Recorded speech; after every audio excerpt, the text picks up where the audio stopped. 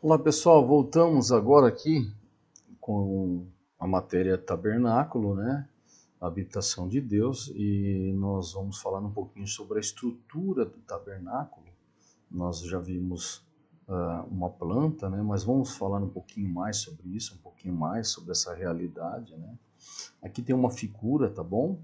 A figura do tabernáculo.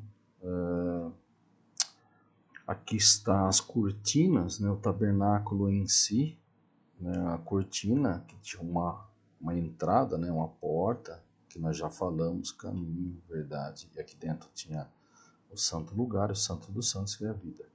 Você vê que aqui estão a nação, a tribo, todas as tribos espalhadas aqui de Israel, né? Israel está aqui em volta, e Deus no meio.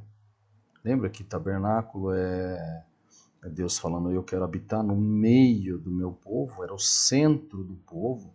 Aqui estavam Arão, Moisés, tal, na entrada, né, que é o Oriente, o sol vinha daqui. E aqui está mais ou menos. Então quem chegava de fora para ver, não via formosura, não via nada que atraísse, né? Mas só que quem estava aqui dentro via a glória que tinha nesse lugar. Que entrava por dentro dessas cortinas, via o tamanho da glória que Deus se revelava aqui dentro.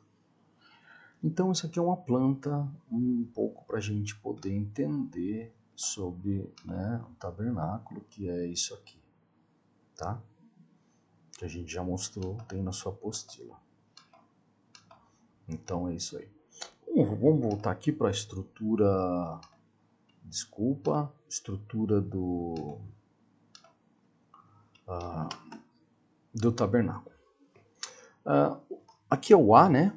O A, nós estamos separando, que é todo esse lugar externo, que todo o povo podia vir, que significa pátio, ou átrio exterior. Era oblongado, né, em sua forma. Aqui tinha dois utensílios, né? O altar de holocausto, o altar de sacrifício, e tinha a pia ou bacia de bronze que estava aqui. Todo o povo podia entrar aqui, que era o externo. Então aqui tem simbologia até para entendermos nossa estrutura, a estrutura do homem. Porque se Deus habita no homem, então o homem é um tabernáculo. Então, para que você possa entender melhor, nós somos espírito, alma e corpo. O corpo, ele se relaciona com as coisas aqui da terra. Ele interage. A alma, que é os sentimentos, é quem o homem é, de fato, os sentimentos, o seu livre-arbítrio, sua vontade, os seus desejos, o que eu penso, o que eu sinto está na alma. O poder da escolha está no livre-arbítrio. E o espírito, que é o que conhece a Deus, que se relaciona com Deus e conhece o reino espiritual. Então, trazendo para o homem, o átrio, aqui significa o corpo do homem, que é o exterior. Lembra o exterior do homem? O homem é isso aqui, você só vê o exterior. Então não tem uma aparência bonita o nosso corpo, né, exterior, vamos falar assim. Para algo que atrai, eu estou dizendo algo de glória, de espiritual.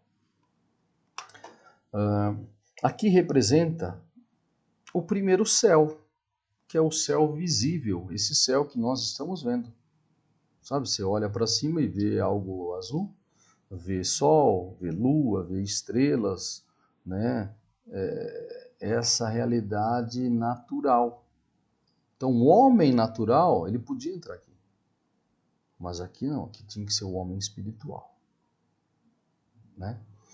Então, aqui também representa o Pai, no sentido de que Deus também é trino, né? Pai, Filho e Espírito Santo. Né? Não que representa o Pai, mas que mostra uma realidade do céu, ou uma realidade do Pai, uma realidade de Deus, assim como o homem é espírito, alma e corpo, né?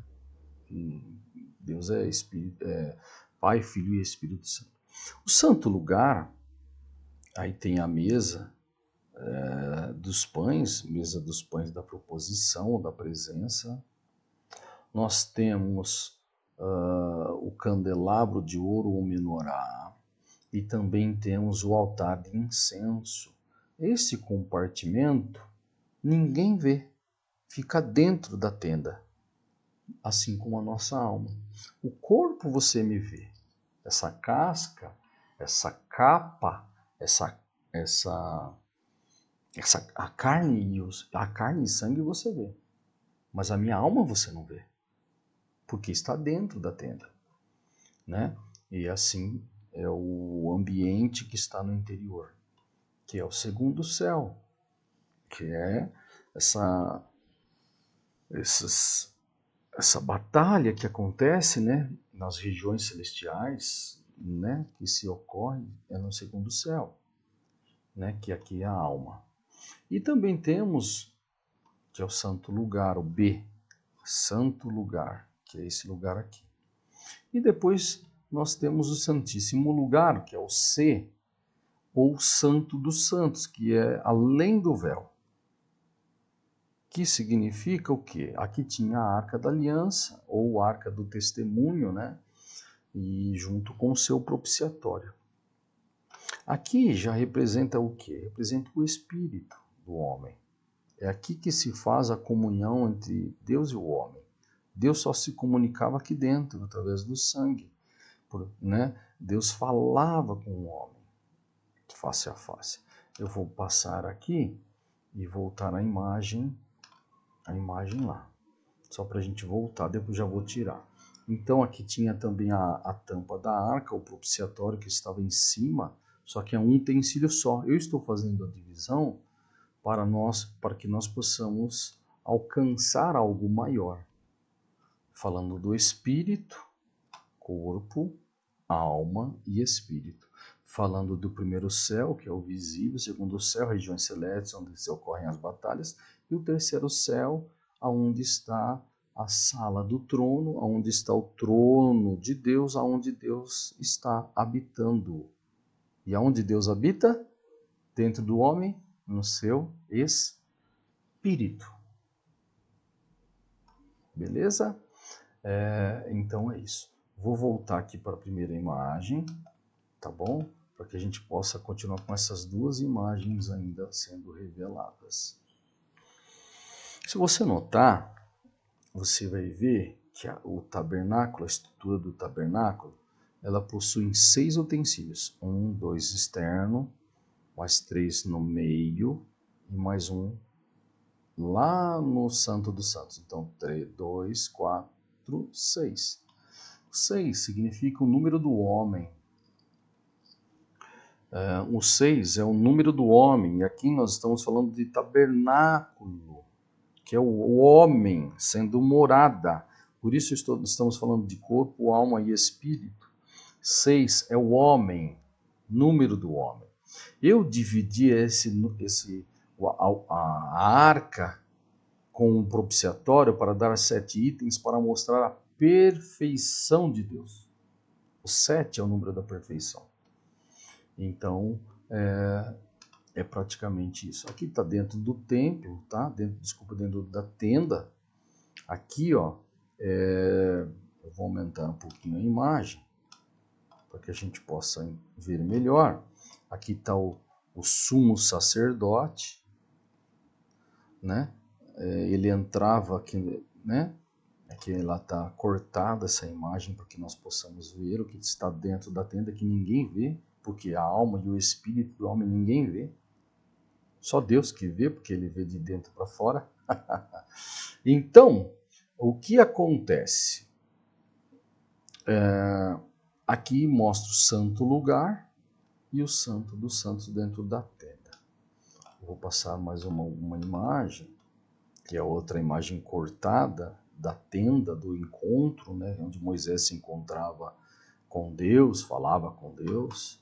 O santo lugar e o santo dos santos. Aqui tinha esse véu, que tinha uma realidade tudo pintado aqui, decorado com querubins, mostrando. O que significa um querubim? Querubim significa guardião, alguém que está protegendo algo importante. O homem foi feito para lavrar e cultivar. O homem foi feito para guardar. E ele não guardou a presença de Deus, a glória de Deus, a santidade de Deus. Então, o que significa um querubim? Significa assim, olha, perigo. Não se atreva a entrar aqui sem santificação, porque se entrar, será fulminado. Perigo, olha, todo lugar que você olha, você vai ver um querubim mostrando, olha, este lugar é lugar de habitação, lugar de Deus se revela. Então, carne e sangue não herdam o reino. A revelação, tudo que você precisa espiritual, você tem que se santificar. Então, toma cuidado para entrar neste ambiente de glória. Aqui, ó, você vai ver o Cristo, né, numa imagem de cruz, mostrando os 6, ó, 1, 2, 3, 1, 2, 3, 4, 5, 6, os 6 utensílios, né, mostrando uma realidade de homem, o que o homem precisa para entrar neste lugar. Por isso que nós nunca entraríamos sem Cristo. Nunca. Porque o homem precisa respeitar, ó, aqui está em inglês, lei, testemunho, bacia. Aqui está o altar de holocausto. Preceitos, lei, testemunho, preceitos. Estatutos, mandamentos e julgamentos e pactos. Olha que coisa. Então não tem como chegar neste lugar que é perfeito sem passar por esses utensílios. Por isso que eu separei pactos e julgamentos entre a arca, o baú da arca aqui, ó. Aí dá 7, ó. 1, 2, 3, 4, 5, 6, 7 escritas, porém tem 6 utensílios. Eu separo este utensílio entre a arca da aliança, a tampa, o baú e a tampa, que é o propiciatório, que é onde era aspergido o sangue, que aqui tem 2 querubins guardando aonde Deus se revelava. Então eu separo, porque aqui significa, simbolicamente, tem a tipificação do altar, do trono de Deus é aqui. Então o homem tinha que passar, respeitar leis, testemunhos, preceitos, mandamentos, estatutos, pactos, julgamentos, e ninguém conseguia vir ao Pai. Porque o homem pecou e ele precisava de alguém, um tabernáculo que se revelasse no meio dos homens, vindo de dentro para fora. Ele veio, olha o que Jesus fez, amado. Jesus, ele veio daqui, ó, do terceiro céu para o primeiro céu. Só alguém que conhece o caminho pode fazer com que você volte ao Pai. Que nós saímos daqui. A nossa origem é daqui. E se você não conhecer a sua origem, você comprometerá o seu destino. Então nós temos que tomar cuidado. Aí fala então da estrutura do tabernáculo, tá bom? Entre pátio, santo lugar, santo dos santos. Glória a Deus, daqui a pouco voltamos. Voltamos aqui, pessoal, agora a unidade 3 na sua apostila. Vamos falar sobre os materiais para a construção do tabernáculo. Deus queria que seu povo participasse na construção de sua casa. Ele pede ofertas que seriam entregues voluntariamente, um coração voluntário. Êxodo 25, do 1 ao 7, diz assim: Disse Jeová a Moisés, fala aos filhos de Israel, que me tragam uma oferta de todo o coração todo homem cujo coração o impelir a isso. Então, um coração voluntário. O homem tinha que ter essa liberdade de dar algo para que a casa do Senhor, a casa de Deus, fosse construída. Dele tomareis a minha oferta. Esta é a oferta que deles tomareis: ouro, prata, cobre, estofo azul, púrpura, escarlata, linho fino, pelos de cabras, peles de carneiros, tintas de vermelho, peles de animais marinhos, madeira de acácia, azeite para a luz, especiarias para o óleo de unção e para o incenso aromático, pedras de ônix e pedras de engaste para o éfode e para o peitoral. Né? O texto que está lá em Êxodo 25. Nós vamos ver muito, o livro de Êxodo fala muito sobre a casa de Deus, sobre a sombra que é a habitação de Deus, né? O tabernáculo de Moisés. Os materiais eram esses: os metais, o ouro, foram usados 1.269 quilos, né? E o ouro, ele tem a tipificação, né? Ele fala da divindade e da glória de Deus. Está na sua apostila. Foram usados prata, 4.350 quilos, e a prata fala de redenção. O tabernáculo estava apoiado nas bases de prata, não há prata mencionada no céu, todos já terão sido remidos. Então, quando se fala de redenção, fala de prata, é algo que precisa sair daqui e ser redimido. Então, lá no céu não tem prata, no sentido de que havia o que? A redenção foi feita. Então, acontece isso. Bronze, 3.035 quilos. Bronze representa o juízo, foi empregado onde se precisava de força excepcional e a resistência ao calor eram importantes. Então, o bronze sempre está falando de juízo, né? É algo que representa juízo. Quando Moisés fez a serpente de bronze, né? Fala de uma serpente de bronze. Lá em Números 21:9 falou do poder da serpente que seria julgada quando o Filho de Deus fosse levantado. Números 21:9 diz: fez Moisés uma serpente abrasadora, ou uma serpente de bronze, e pô-la sobre uma haste. Se alguém era mordido por uma serpente, quando olhava para ela, né, para a serpente de cobre ou de bronze, ela vivia, era curada.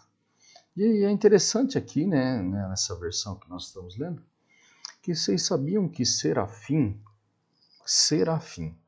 que é a pessoa, são aqueles que estão mais próximos do trono de Deus, que está lá em Isaías 6. Serafim significa serpentes abrasadoras. São seres que pegam fogo, mas não se queimam, né? Se podemos dizer assim. Um serafim está muito próximo da santidade e da glória de Deus. E aí já tipificando a cruz de Cristo, né, que o juízo se viria sobre ele, naquela cruz. Então todo mundo que olhasse para a cruz, que é a serpente de bronze do deserto, quando as pessoas eram picadas por cobras, por serpentes, né, que essa serpente está falando sobre tipificar os demônios, né, sobre a malignidade. Então, quando olhava para a cruz, quando olhava para aquela serpente de bronze, ela era curada. É interessante, tem tudo a ver com a cruz de Cristo. Tecidos. Temos cores, né? Depois a gente pode falar mais sobre isso. Até os 4 evangelhos de Jesus Cristo, que é Mateus, Marcos, Lucas e João, eles também representam as cores, representam as tribos, né? No segundo ano tivemos uma matéria chamada Didática e Prática da Vida de Cristo e podemos ver os evangelhos, ver toda essa questão das cores, das tribos, de tudo mostrando a habitação de Deus, apontando tudo para Cristo. Então, tecidos tinham da cor azul, né? Era um tecido de linho branco, pureza, onde eram bordados fios com tingimento em azul, extraído de um molusco que produzia esta cor luminosa. Revela que o homem precisava de algo que gerasse nele a ideia do céu, como um lugar de seu destino e a presença de Deus com ele. Jesus era celestial em sua origem e natureza, né? João 3,31. O que vem de cima é sobre todos. O que é da terra e fala da terra. O que vem do céu é sobre todos. Então Jesus, quando ele vem do céu, mostrando a origem do interior do tabernáculo, né, do Santo dos Santos, ele foi vindo para fora até o átrio para buscar o homem, porque ele sabe o caminho. Ele veio até o altar de holocausto, que é a cruz, aponta para a cruz de Cristo, para voltar de novo à presença de Deus que está lá no Santo dos Santos. Púrpura. Os hebreus obtinham essa intensa cor vermelha ao misturar o azul e escarlata juntos. Esta intensa cor revela a realeza, né? A cor dos reis é a cor púrpura. Revela a realeza, onde aponta para Jesus, o Rei dos Reis. Também profetizava que o celestial, que é o azul, o que veio do céu e é sobre todos. Então, ele se uniria, o azul se uniria com o que é o terreno, que é escarlata, revelando o sangue e o sacrifício. Note que as cores eram misturadas, né? Jesus, 100% Deus, 100% homem, 100% céu, 100% terra. Escarlata era extraída de um inseto oriental, né, um verme que infesta certas árvores. Os insetos eram esmagados e transformados em um pó que produzia esta cor. Olha que legal. Você imagina agora, escarlata fala do sacrifício de Cristo e de seu sofrimento, Isaías 53:10 e Salmos 22:6. Então o que acontecia? Esmagava este verme até virar um pó, e deste pó se fazia a cor escarlata. Isaías 53:10 aponta para Cristo, porque o profeta dizia: todavia foi do agrado de Jeová esmagá-lo. E uma outra versão fala assim, que Deus se agradou em moê-lo. Você imagina o pai agradando moer o filho, fazendo com que, sabe, ele nessa carne e sangue fosse moído, né? Para quê? Para que nós pudéssemos agora ser a habitação de Deus, voltássemos ao Pai. Lembra de que redenção é você voltar ao seu antigo dono? Então, todavia foi do agrado de Jeová esmagá-lo.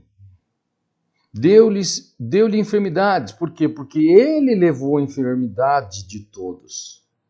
Foi através de um só homem entrou o pecado, o primeiro Adão. Através de um só homem, o último Adão, veio a salvação, veio a redenção, né? Então, quando a sua alma fizer uma oferta pelo pecado, ele verá a sua semente, prolongará os seus dias, e na sua mão será próspera a boa vontade de Deus. Aqui está falando da vontade de Deus, que é boa, agradável e perfeita. A vontade agradável foi moê-lo. A boa vontade de Deus que através da morte do seu filho gerasse mais outros filhos, que eu e você, outras casas, habitação de Deus. Salmos 22:6 diz, eu, porém, é um salmo que profetizava, né, Cristo aqui na terra. Eu, porém, sou verme, não homem, opróbrio dos homens e desprezado do povo. Então este verme, ele tinha que ser esmagado para que extraísse essa cor, a qual era pintada as cortinas. A cobertura do tabernáculo, as referências estão aí, irmãos. Eu não vou lê-las porque muito extensas, tá bom? E eu peço que você leia em casa, anote, leia antes, pare o vídeo quando a gente vai falar das referências e você leia, tá bom? Para que a gente possa entender com mais precisão. Então vamos falar agora sobre a cobertura do tabernáculo. A primeira cobertura está lá em Êxodo 26, do 1 ao 6. Essa cobertura era feita de linho branco, entrelaçado e bordado com fios de azul, púrpura e escarlate, com desenhos de querubins bordados. Os querubins eram vistos nesta cortina, nas da entrada do santo lugar e do santo dos santos, que é o santíssimo lugar. Os querubins estão associados com a santidade de Deus. Lembra que eu falei que querubim está associado com santidade de Deus, está associado com presença de Deus, está associada com a glória de Deus. Quando Adão pecou, Deus colocou querubins na entrada do jardim para guardar a árvore da vida. Você imaginou? Gênesis 3, 24. Assim expulsou o homem ao oriente do jardim do Éden, o pôs os querubins. O que é querubim? Significa guardião. E o chamejar de uma espada, que é uma espada flamejante, ela é revolvida com fogo. Ela fica girando com fogo. Ela é abrasadora, essa espada. Ela tem um juízo nessa espada, né? Que se volvia por todos os lados para guardar o caminho da árvore da vida. Então, quando o homem pecou, o homem faz separação entre Deus e o homem, sobre a vida e a morte. Então o homem morreu espiritualmente e ele foi desligado de Deus, que é vida. E aí ele foi tirado deste lugar e querubins guardavam este lugar, protegiam o homem de ser fulminado, né? Protegia a santidade de Deus e o tabernáculo, toda ao redor de toda da tenda, dentro tinham querubins mostrando, olha, presta atenção, homem. O sacerdote, você está aqui ministrando, este lugar é lugar de santidade. Por isso que no sumo sacerdote, nós tivemos uma matéria também no 3º ano, falando sobre o sacerdócio e a autoridade dos santos. No sumo sacerdote tinha uma lâmina na sua cabeça, na sua mitra, dizendo assim, ó, santidade ao Senhor. Não podia esquecer jamais que se entrasse sem santidade, seria fulminado, queimado. Os sacerdotes que ministravam no santo lugar viam em toda a sua volta os querubins, fazendo lembrar da santidade de Deus e a necessidade de santificação. Lembra lá? Hebreus fala, seguir a paz com todos e a santificação, sem a qual ninguém verá a Deus. Segunda cobertura, está lá em Êxodo 26, do 7 ao 13, era colocada sobre a primeira. Eram duas grandes metades entrelaçadas, feitas de pele de cabras. Eram 11 cortinas entrelaçadas, cujas medidas totais eram de aproximadamente 14 metros de comprimento e 20 metros de largura. A terceira cobertura, que está em Êxodo 26, 14, era feita de carneiro, tingida de vermelho.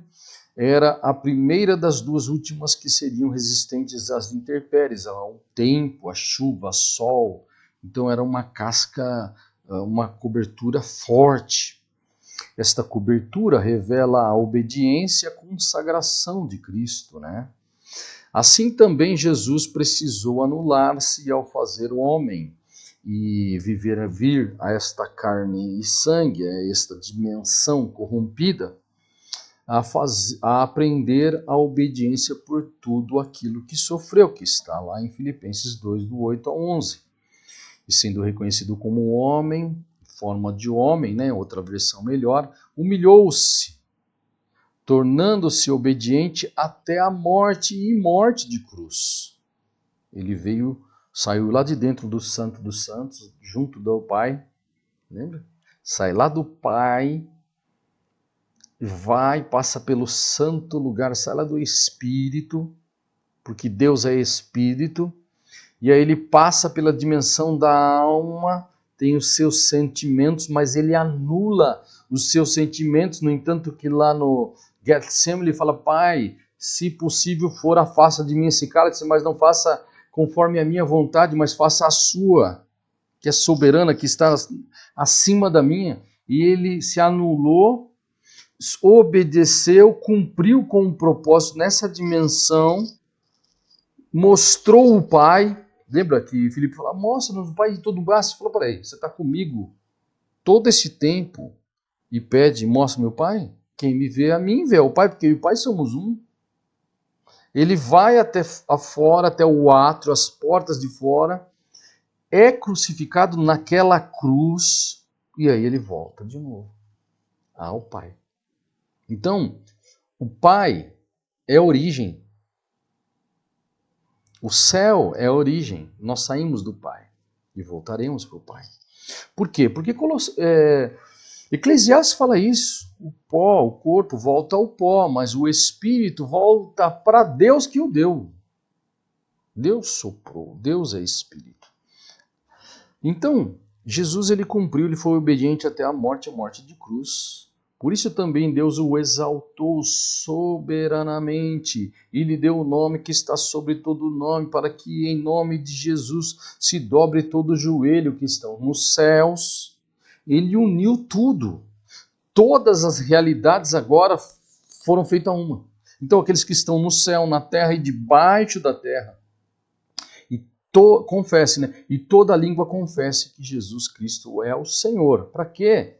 Para a glória de Deus Pai. Jesus em maneira nenhuma, e nesse contexto fala ele, não quis por usurpação ser semelhante a Deus. Qual foi o problema do homem? Qual foi o problema de Satanás? Ele usurpou o lugar de Deus. Qual era o lugar de Deus? No coração do homem, habitando no homem, sendo o Senhor do homem. E o que aconteceu? O homem pecou. Satanás ele quis ser semelhante ao Altíssimo. Por isso que quem faz essa guerra com Satanás, você vai ver lá em essa batalha que acontece nos céus, é Miguel. Por quê? Porque Miguel significa quem é semelhante ao Altíssimo. É uma pergunta. Satanás quis ser semelhante ao Altíssimo. Quis estabelecer o seu trono. Quis se assentar acima das estrelas. Ele foi. Para quê? Para ser conforme Deus. E o homem, quando ele pecou no Éden, ele quis ser igual a Deus. Ele quis o lugar de Deus. Ele quis se assentar no trono e ser independente de Deus. Agora quem governa sou eu, é a minha alma.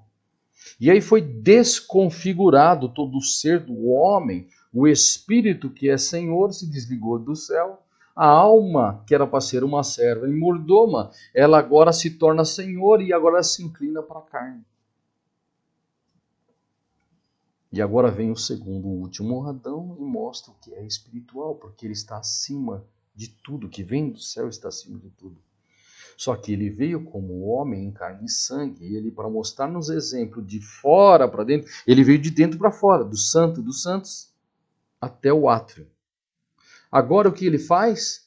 Ele mostra como faz para chegar ao Santo dos Santos, que é sendo homem, carne e sangue. Ele se esvazia da sua glória. Ele não quis ser, por usurpação, ser semelhante a Deus. E Satanás, em todo momento, tentou fazer com que Jesus usurpasse no tempo e não passasse na cruz. Por quê? Porque daí ele não mostraria qual era o caminho para ir à presença, à glória, à presença de Deus, a santidade de Deus. O que ele falava no Éden? Quando Jesus é batizado por João Batista, o céu se abre, as dimensões são abertas. O Pai fala, este é o meu Filho amado em quem me comprazo, de dentro das nuvens, mostrando uma realidade superior. O Espírito desce como uma forma corpórea de pomba e pairou sobre Jesus. E a palavra de Deus, após ser batizado, o Espírito o conduziu para o deserto para ser tentado. E lá no deserto, o diabo quis ser conforme Deus. Me adore. E ao mesmo tempo, quis fazer com que Jesus fosse Deus fora do tempo, porque ele precisava ir para a cruz. Por isso que os demônios, quando ele expelia, ele falou: que tenho eu contigo, Jesus, Filho de Deus? Não é chegado o meu tempo. E aí ele fala: então tá, vai para os porcos. Foi. Porque o diabo sempre quis que Jesus usurpasse no tempo e não cumprisse com a cruz, com o altar de holocausto. E lá ele pagou o preço uma vez por todas. Então, o que ele faz? Ele faz assim: olha, se és filho de Deus, faça isso. Transforma essa pedra. Se é filho de Deus, agora lança-te daqui para baixo, porque não está escrito que o Senhor dará ordem aos teus anjos, que está lá em Salmo 91, que fala também da sombra do Onipotente, né? De Aholiabe, Bezalel, a tenda do Pai, que nós lemos lá na primeira aula. Então, é muito forte. Então ele tentou fazer com que Jesus usurpasse o tempo e não fosse para a cruz. Porque a cruz é um portal que ligou o Kairos, ligou o Cronos, com o Kairos ligou o tempo corruptível com a realidade do incorruptível. O visível com o invisível é um portal que dá acesso ao mundo espiritual, que dá acesso à presença do Pai. Jesus não se inclinou e por isso que ele fala: eu não quis ser, não quis tomar a forma, eu me esvaziei, não tive por usurpação ser igual a Deus. Mas não o que ele fez, ele se esvaziou de sua glória, lá que ele tinha no Santo dos Santos, à destra do Pai. Ele vem, toma a forma de servo, obediente até a cruz, e morte de cruz. Ele se humilhou, ele se esvaziou, ele tirou tudo, os atributos, tudo aquilo que vinha, que poderia fazer com que usurpasse o trono de Deus dentro do tabernáculo dele. Ele não quis, ele falou: não, Senhor, Pai. E ele revelou o Pai. Então, a humilhação, essa obediência, fez com que Jesus agora saísse lá do Santo dos Santos e viesse até o átrio para ser crucificado e voltar agora um processo agora mostrando quais são as etapas que temos que trilhar para voltar a Deus. Quarta cobertura, Êxodo 26:14, foi feito de peles de texugo ou de boi marinho chamado dudong. Era um mamífero aquático que era encontrado às margens do Mar Vermelho. A coberta final de peles não tinha uma aparência agradável. Lembra que o tabernáculo tinha uma pele por fora, assim, da tenda do encontro, né, que é o santo lugar e o santo dos santos? Não tinha uma aparência boa. Nada que atraísse. Era comum. Jesus era comum. Quem passava de longe via uma tenda não muito atrativa, mas ali era o ponto central da adoração a Deus. Era ali. Semelhantemente ao reino de Deus, quanto mais nos aprofundamos, mais beleza e esplendor da glória de Deus encontramos. É um caminhar, a vida com Deus é um rio. E você vai indo, vai se afundando, e cada vez quando você vai se aprofundando, você vai vendo a beleza, o esplendor da glória de Deus sendo revelada. 2 Pedro 1,9 diz: mas aquele em quem não há estas coisas é cego, vem do sol que está perto, porque se tem esquecido da purificação dos seus pecados antigos. Está dizendo assim, olha, tem gente que só caminha por aquilo que é cego, só caminha por aquilo que vê externo. Mas o interno é muito melhor, muito mais real, é muito mais importante, tem beleza. Por isso que as coisas de Deus é loucura para aqueles que não conhecem. Por isso que a cruz de Cristo é loucura, mas para nós é sabedoria de Deus. Tem esplendor, tem glória. Não há glória sem primeiro que haja morte, ressurreição e depois glorificação. Você quer glória? Morra. Porque se você morrer, ele vai te ressuscitar. E ressuscitando, ele vai te glorificar, te exaltar. Agora, o que acontece? Queremos exaltação na terra. E aqui é lugar de humilhação, é de ser servo de todos. É aquele que se inclina para que outros cresçam.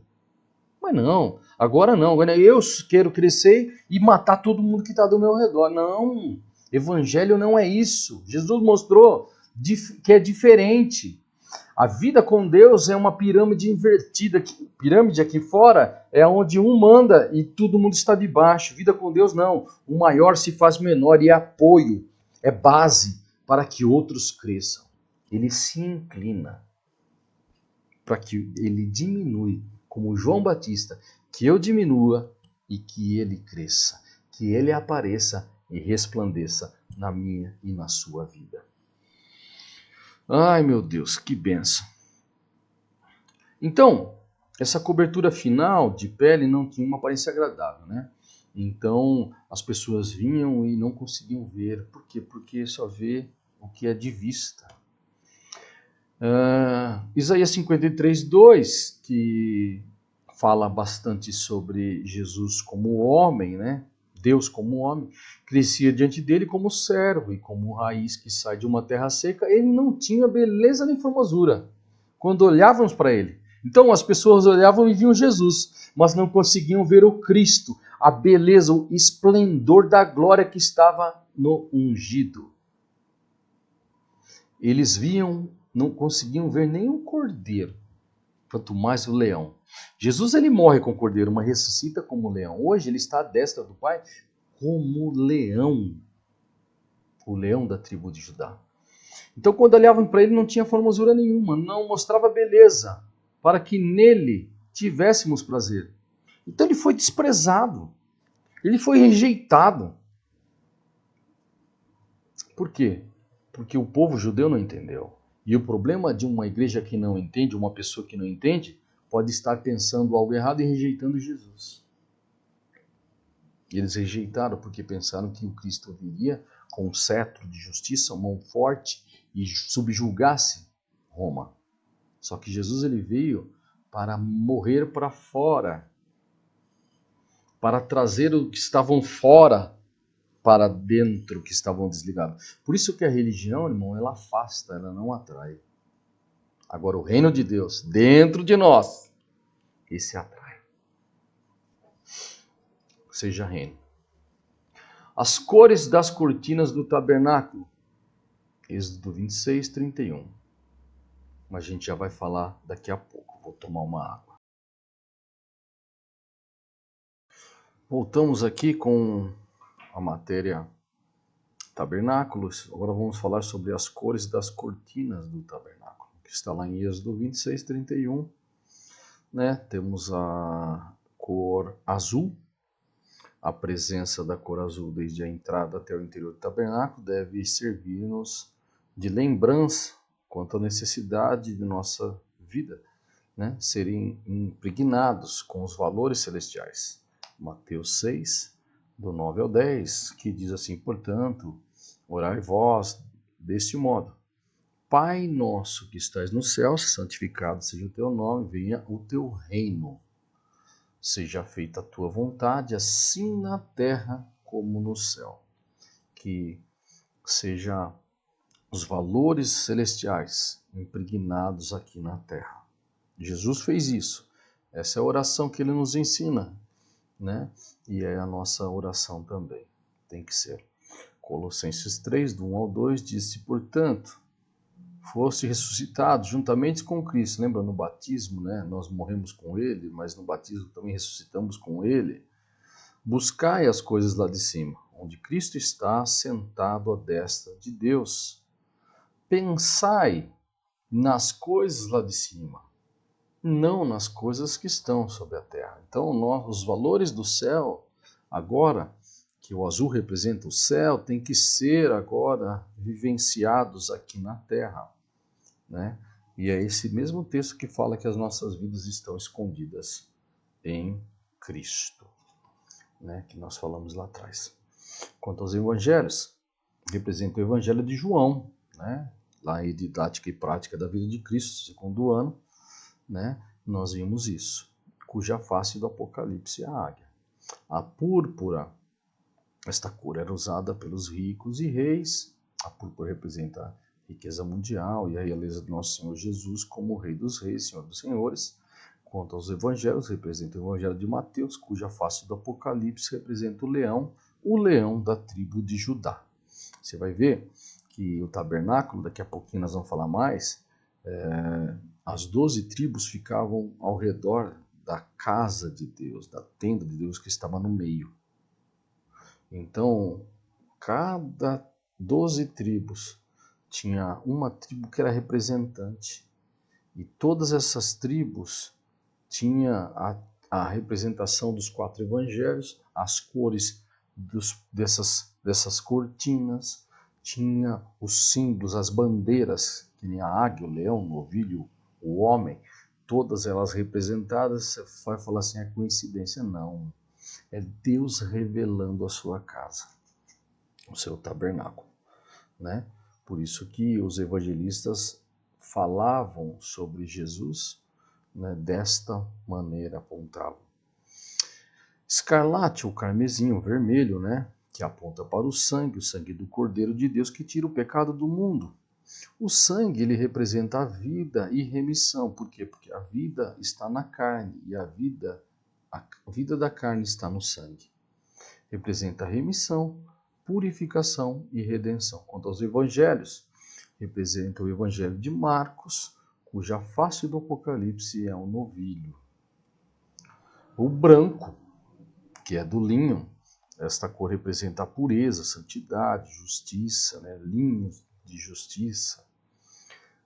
Quanto aos evangelhos, representa o evangelho de Lucas, no qual apresenta Jesus como o Filho do Homem, um varão perfeito, né? E a face do Apocalipse é homem. E agora, daqui a pouquinho, nós vamos entrar já na unidade 4, que é agora, né? Vamos começar a unidade 4, para mostrar a distribuição do tabernáculo no acampamento, né? E já vamos falar então do acampamento. As 12 tribos eram grupos de 3, foram divididas assim, foram colocados a uma certa distância ao redor do tabernáculo. Então, nós precisamos entender que a tribo de Levi ela não foi contada por ter sua parte na guarda do tabernáculo. Em seu lugar foi a tribo de José, que foi dividida em outras 2 tribos, Efraim e Manassés. Judá ocupou a maior área, que estava na face oriental da entrada do tabernáculo. Isto foi profetizado pelo seu pai Jacó em Gênesis 49:10, que nós vamos ler. Então, Gênesis 49:10 diz assim: não se apartará de Judá o cetro, nem a vara do comando dentre seus pés, até que venha aquele quem ela é, e a esse obedecerão os povos. Aqui está falando do reino de Judá, que o rei viria de Judá, o cetro viria de Judá, né? E você vai ver que para que aconteça isso, para esta semente se permanecesse em Judá, você vai ver o agir de Deus em muitas maneiras, muitas vezes, e também o propósito da semente do maligno, o maligno tentando interferir e matar a semente que viria de Judá, para que o Messias não viesse, o tabernáculo de Deus não se revelasse na terra, né? Em forma transitória, para depois revelar o que é o eterno, que é a glória de Deus, num corpo incorruptível. Vamos lá. O propósito de Deus foi sempre habitar, tabernacular no meio de seu povo, entre o seu povo, dentro do seu povo, e ser seu único Deus. Cada tribo possuía uma bandeira, sua bandeira. E ao separar em 3 tribos de cada lado, então eram 12. 3, 3, 3, 3, 3. Então 12. Desculpa, falei um monte. 3 para lá, 3 para cá, 3 e 3. 12. 12 tribos, então, eram separadas em 4 tribos como cabeça, né? Então tinha lá o Judá, que representa o leão, né? O símbolo, a bandeira dele era um leão, que estava ao oriente. Efraim, que era o novilho, que estava ao ocidente, por trás. Dan, que era a águia, ao norte. E Ruben, que representa o homem, que estava ao sul. E é interessante que cada nome tem um significado, né? E você vai ver que, juntando os nomes, você vai ver como que Deus tabernaculou, como Deus habita, aonde é a casa de Deus. Judá significa louvor. Ruben significa, veja, um filho. Dan significa ele julgou. Efraim significa frutífero. Então, vamos para cá. Aqui é o tabernáculo, a tenda de Deus, a casa de Deus, Deus no meio do seu povo. E olha que interessante, que aqui também tipifica uma cruz. Sempre cruz. Então, cada tribo, que nem aqui estava, né, ao leste, estava lá Judá, Issacar e Zebulon. Então, a tribo cabeça era Judá. E essa tribo tinha uma bandeira. E a bandeira era quem? Um leão. Os 4 evangelhos. Aqui era Mateus, né? Tem as cores, tudo apontando para Cristo. O tabernáculo de Deus.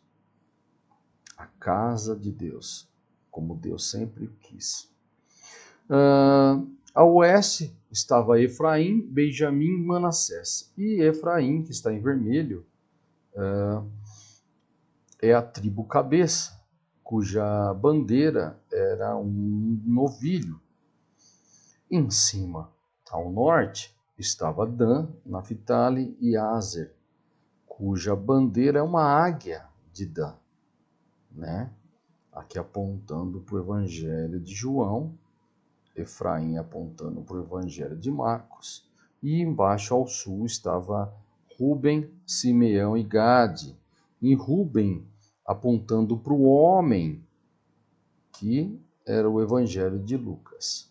Então, se Judá é louvor, Ruben é um filho, Dan julgou e Efraim frutífero, olha a frase que dá um tabernáculo aonde Deus habita e se revela. Deus habita em meio aos louvores. Salmos 22, 3. Leia lá. A palavra de Deus fala que Deus habita em meio aos louvores, mas eu entendo que a revelação da glória de Deus, da presença de Deus, vem através de uma adoração genuína. E aí, até o tabernáculo, você vai ver essa questão de ação de graça, louvor e adoração. Átrio, ação de graça. Louvor, santo lugar. Agora, a adoração, onde Deus se revela, se manifesta, é no Santo dos Santos. Então, a frase é essa: Deus habita em meus louvores. Veja, ele enviou seu único filho. João 3,16. Que julgou o pecado na cruz. Ele trouxe juízo e justiça. E agora, uma vez justificados, está lá, 2 Coríntios 5, 17, 2 Coríntios 5, 14 e 15. Uma vez justificados, agora ele dá uma ordem. Olha, em mim agora vocês podem frutificar. Frutifiquem. Isso é o propósito da casa de Deus, é fazer o que agora nós como casas geremos conforme a nossa espécie. Por isso que nós só podemos curar se nós formos curados. Se nós podemos transformar se formos transformados. Podemos libertar se formos libertos. Podemos fazer de tudo se primeiro nós formos. Por isso a importância do ser e não do ter. Eu tenho que ser primeiro, porque daí eu posso gerar conforme a minha imagem e semelhança. O homem, primeiro homem, foi gerado à imagem e semelhança de Deus. Deus os fez assim. Só que a partir do pecado, quando o homem, a natureza pecaminosa, ele foi gerar, ele gerou conforme a sua imagem. Já uma imagem de pecado, semelhança de pecado, conforme a sua natureza. Por isso que nós, agora, uma vez Deus tabernaculando dentro de nós, nós agora somos enviados para frutificar. Por isso que Jesus fala, sem mim nada podeis, mas com Ele tudo posso, naquele que me fortalece.